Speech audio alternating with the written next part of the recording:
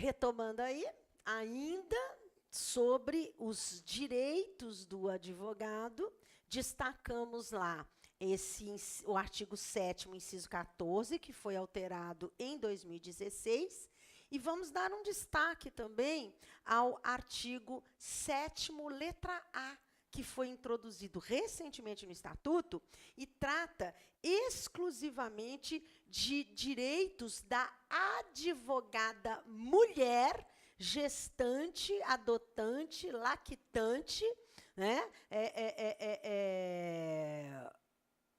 E dá algumas preferências, algumas distinções para essa mulher, né? Que acabou de dar à luz, e acho isso importante, né? Porque nós estamos notando que essa questão seguidamente já apareceu e eles vão alterando ali o direito, né? A qual mulher, né, tem acesso a esse benefício. Então, vamos julgar aqui no quadro. Eu coloquei para vocês, antes de apresentar a questão, que direitos são esses que o Estatuto passou a prever para a mulher advogada. Com relação à gestante, e aqui esse direito só diz respeito à gestante, ela fica liberada de detectores e raio-x, e tem direito à vaga em garagem dos fóruns ou tribunais, se houver a garagem, por óbvio, né? E esse direito foi pensado somente em relação à gestante para proteção do próprio bebê, não é mesmo? Que não é bom ficar expondo o feto a essas incidências, né, de ondas, de raios, né? Por isso, houve esse posicionamento aí de proteger a mulher, de liberar, melhor dizendo, a mulher gestante, de se submeter a esses procedimentos de segurança. Aí, alguns direitos atingem, né, ou vêm em benefício, tanto da gestante, quanto da lactante, que é a mulher que está amamentando, né, da adotante, que adotou uma criança, ou aquela que deu à luz. É a preferência nas sustentações orais e audiências mediante comprovação da condição, né? A mulher tem que comprovar que ela está grávida, porque às vezes está no início ali da gestação, não dá nem para ver, né? Que ela está em estado de gravidez. A mulher lactante tem que comprovar que está amamentando, a adotante tem que comprovar que adotou, e a que deu à luz também tem que comprovar que deu à luz há pouco tempo, né? E aí ela tem direito à preferência nas audiências e nas sustentações orais. Aí você vai ver que esse segundo direito aqui, ó, ele só beneficia a lactante, a adotante e a mulher que deu à luz, porque é o acesso à creche ou a local adequado, pelo prazo de 120 dias. Por que não beneficia a gestante? Porque é acesso à creche. E, no caso da gestante, nessa hipótese, o bebê ainda não nasceu, não tem como ela levar o bebê que não nasceu para a creche. E, por fim, o terceiro direito, que beneficiará a adotante e a mulher que deu à luz, que é a suspensão dos prazos processuais quando a advogada for a única patrona, desde que haja notificação por escrito ao cliente. Então, ela acabou de adotar, ela acabou de ganhar o neném, ela pode, comprovando que ela é a única advogada do caso, ela pode, então, solicitar a suspensão dos prazos processuais dela. Por quanto tempo? Aí o Estatuto não diz, mas nós vamos aplicar o que está disposto no Código de Processo Civil, que são 30 dias. Lembrando que cada vez mais a prova apresenta um caráter interdisciplinar.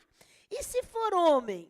homem, nesse caso de suspensão dos prazos, de acordo também com o Código de Processo Civil, 8 dias, ok? Então, é bom aí a gente estar meio que preparado, se houver, né, uma interlocução do Código de Processo Civil com o Estatuto, ok? Agora, vamos ver a questão. A advogada Ana encontra-se no 5º mês de gestação.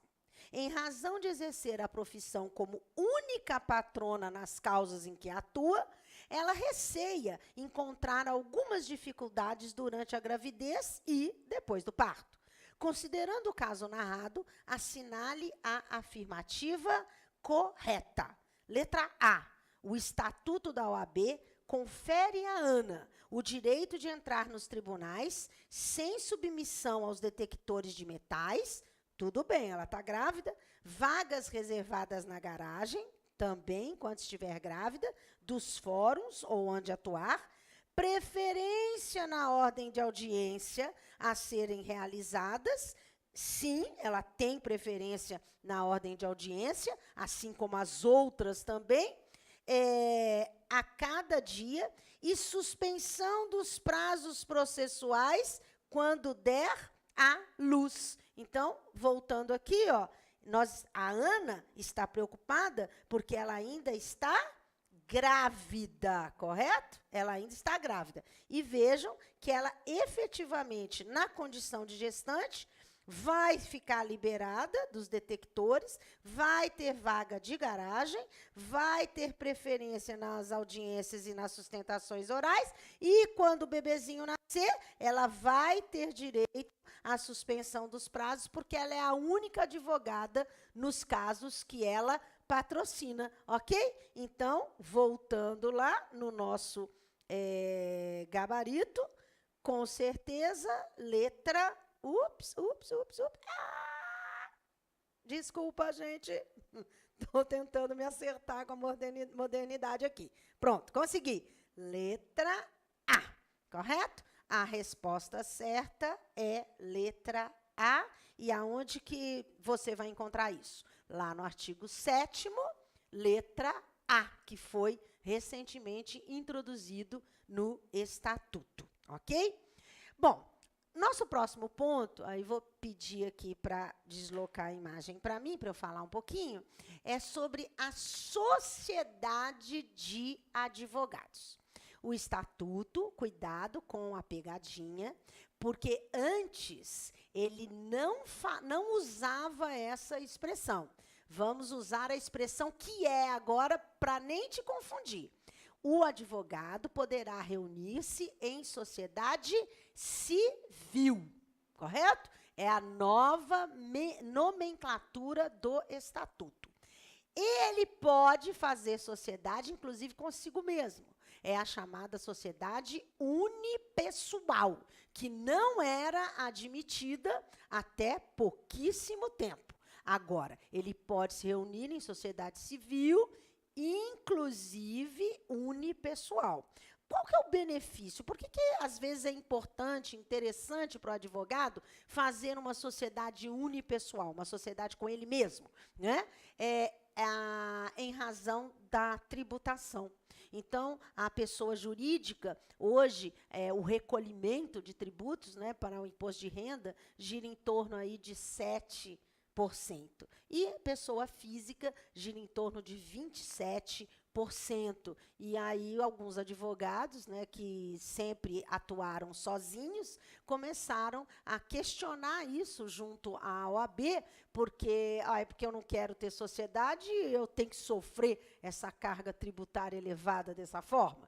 Até que o Estatuto atendeu ao clamor dos advogados e passou a autorizar a sociedade unipessoal, ok?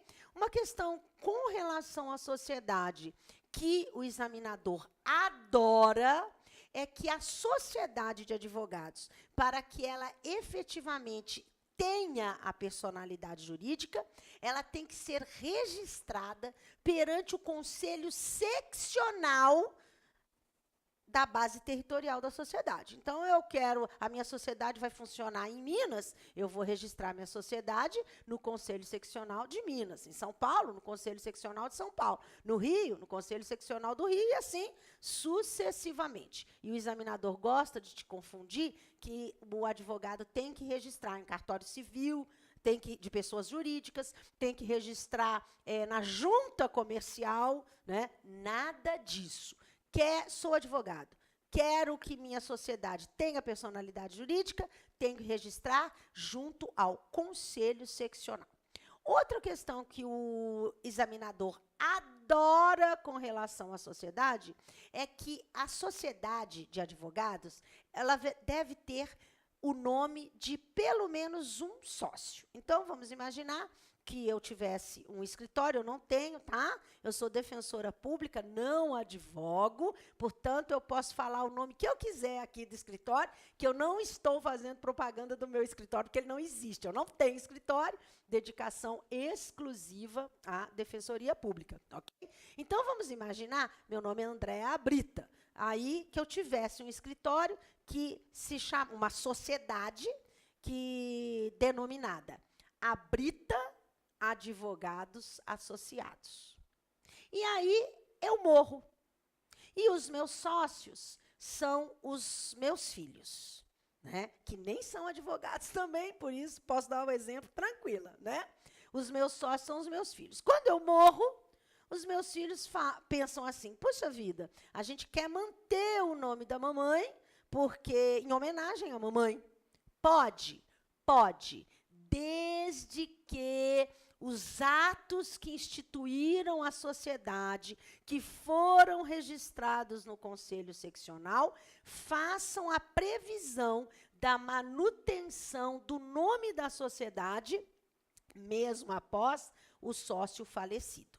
Se os atos constitutivos da sociedade não fizerem previsão de mesmo aquele sócio morrendo, que dava nome à sociedade, do nome ser mantido, o nome não pode ser mantido, ok? Então, eu posso manter o nome da sociedade com o nome do sócio falecido? Sim, desde que os atos constitutivos da sociedade façam essa previsão, ok? E sobre sociedade também, gente, tem gente que fala, não, sociedade é muito ruim, né? Deus me livre de sociedade. Mas, quando a sociedade dá certo, é um espetáculo, né? E existem sociedades que dão certo. E, quando dá certo, é uma maravilha, porque você tem sempre alguém para compartilhar tudo que é bom e tudo que é ruim. Aí está a parte ruim da sociedade, né? Prevista, inclusive, no Estatuto da OAB.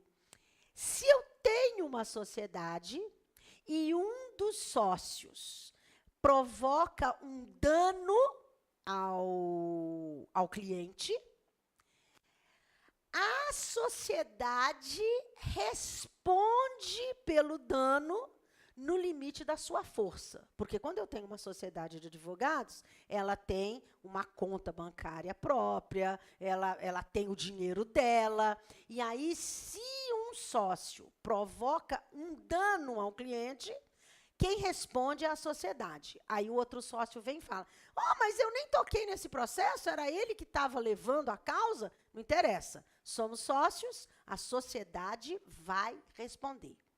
E aí vem a questão dolorosa, né, às vezes, da sociedade. Se a sociedade não tiver a força suficiente para responder ao dano provocado por um dos sócios, ela entra, né, a cobrança entra no patrimônio dos sócios, que responderão subsidiariamente. O que quer dizer que os sócios responderão subsidiariamente? Primeiro, a sociedade é chamada a arcar com o dano. Se ela não tem força suficiente para arcar com o dano, os sócios respondem depois dela, ou seja, subsidiariamente. E o que o examinador adora fazer? Substituir a palavra subsidiário pela palavra solidariamente, ok? Sobre sociedade, você tem que saber esses pontos que eu mencionei aqui, ok? Vamos lá na nossa questão. Gabriela é sócia de uma sociedade de advogados, tendo, no exercício de suas atividades profissionais, representado judicialmente Júlia.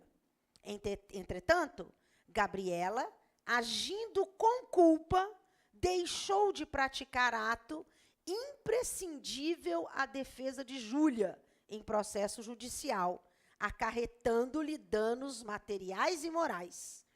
Em uma eventual demanda proposta por Júlia, que foi a cliente lesada pela doutora Gabriela, a fim de ver ressarcido os danos sofridos, deve-se considerar que, letra A, Gabriela e a sociedade de advogados não podem ser responsabilizados civilmente pelos danos, pois no exercício profissional o advogado apenas responde pelos atos que pratica mediante dolo, compreendido por meio do binômio consciência e vontade.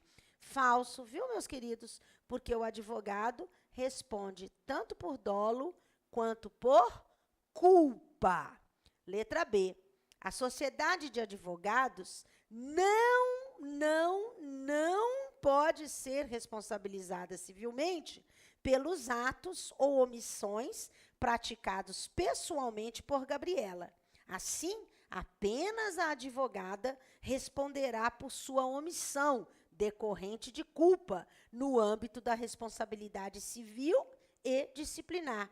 Pelo que eu disse para vocês, também é falso, porque a sociedade responde primeiro, independentemente do advogado que tenha praticado o ato que gerou o dano, dolosa ou culposamente ao cliente. Gabriela e a sociedade de advogados responderão civilmente pela omissão decorrente de culpa, sem prejuízo da responsabilidade disciplinar da advogada, cuidando-se de hipótese de responsabilidade civil solidária entre ambas. Não há responsabilidade solidária entre a sociedade e os advogados que a compõem. A solidariedade é subsidiária. Letra D. Gabriela e a sociedade de advogados podem ser responsabilizadas civilmente pela omissão decorrente de culpa. A responsabilidade civil de Gabriela será subsidiária à da sociedade e ilimitada pelos danos causados, sem prejuízo de sua responsabilidade disciplinar. E aqui, gente, ó, isso aqui está certo, viu? Porque, pode voltar aqui em mim, Zé, quando a sociedade perde a força de responder pelo dano, a conta, né, passa a ser cobrada da sociedade, dos integrantes da sociedade subsidiariamente e de forma ilimitada. Vai entrando no patrimônio dos sócios, ok? Então, a letra D é a resposta correta e você vai encontrar isso lá no artigo 17 do Estatuto, com redação de 2016. Alteração bastante recente também, ok? Seguindo aí, publicidade. Pode voltar aqui em mim.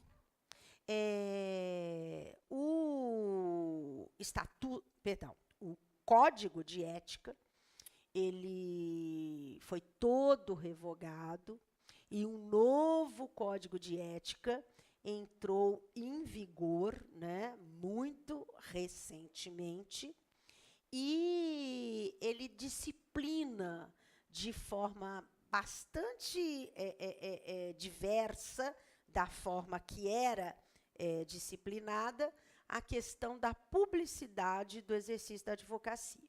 Quando eu falo de publicidade, o que eu estou querendo saber? O que está em jogo? está em jogo o seguinte: o advogado pode fazer propaganda do exercício da sua profissão? E qual é a dica que eu dou? Que eu não criei, não. Está lá no artigo 39 do novo Código de Ética, que são os vetores, né, da publicidade do advogado. 2 palavrinhas: discrição e sobriedade. Nós estamos fazendo, gente, uma prova de ética. Se você respirar fundo e tiver bom senso, caiu uma questão sobre publicidade, você vai pensar em discrição e sobriedade. Tudo que for discreto, tudo que for sóbrio, o advogado pode usar para fazer propaganda. Será que isso adianta? Vamos ver. Considerando que tudo que for discreto e sóbrio pode ser feito, será que pode outdoor? Não, né, gente? Não existe outdoor discreto. Todo outdoor é indiscreto, não é sóbrio, né? Será que eu posso colocar foto minha nos papéis do meu escritório, no meu cartão de visita? Não, foto minha eu não posso colocar, não é discreto, não é sóbrio. Eu posso colocar foto do meu escritório, do que é físico, né? Mas minha eu não posso. Será que eu posso divulgar os cargos que eu já ocupei? Fulano de tal, ex-ministro do Supremo, toma meu cartão. Será que é discreto? Será que é sóbrio? Não, né, gente? Não pode. Será que eu, na condição de advogado, posso fazer propaganda em rádio, cinema e televisão? Aí você está lá vendo a sua novela das 9, né? E aí, de repente, comercial. Aí, venha conhecer as instalações do maior escritório do Brasil. Será que pode, gente? Não pode. Não é discreto, não é moderado. Mas os meus cartões, né, o meu papel timbrado, será que eu posso colocar lá Andréa Brita, mestre em Direito Penal? Será que eu posso? Pode. As qualificações acadêmicas serão permitidas, porque a pessoa sofre tanto, rala tanto, né, sendo bem claro, né, para conseguir um título desse, não tem problema nenhum colocar. Será que eu posso dar uma entrevista num rádio, na televisão? Pode, desde que a entrevista não seja com o fundo deliberado de promover o advogado, que ao final da entrevista poderá tão somente fornecer o seu e-mail. Não pode fornecer endereço, não pode fornecer telefone, é só o e-mail. Será que eu posso fazer propaganda assim, igual a Coca-Cola faz, né? Assim, na lateral de um prédio gigantesco? Não posso. Não posso adesivo em carro, não posso em áreas externas, não posso propaganda em elevador, né, de edifícios comerciais.